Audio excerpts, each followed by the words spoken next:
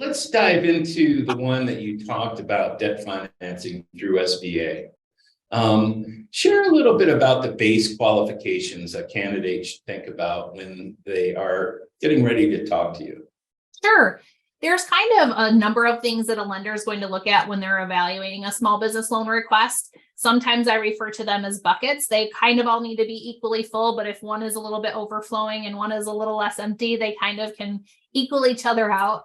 But first and foremost, banks always is going to look at the category of credit. So they want to see about a 680 minimum credit score, no recent bankruptcies, foreclosures, or short sales. So just a favorable financial history.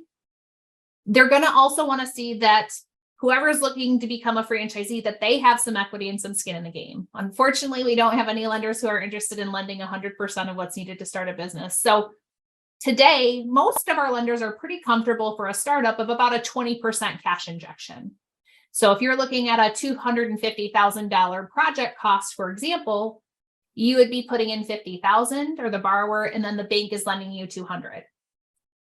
Usually the largest portion of that cash injection is by paying a franchise fee. So that counts towards that cash injection. They also like to see that you're not putting every dollar that you have into the business and that there's cash to fall back on. A third thing, they do want to see some outside income coming into the household. Banks are just pretty conservative and they know that business is not going to make money on day one. So they like to see that there's enough outside income to be able to cover the borrower's personal expenses, along with that new SBA loan payment for about the first 12 months of operation. So whether, you're married and your spouse is going to continue to work while you're in the business, if there's rental income, if it's a semi-absentee opportunity, whatever that looks like, but that income does become important when you're looking at doing some financing. And then last, if you're looking at something that is brick and mortar, so think of something where there's build out and construction, your clients are likely coming to you versus a service-based business where you're going to them and it's a higher project cost. The banks will also likely require some type of personal collateral on that loan. And the first thing they would look at is real estate.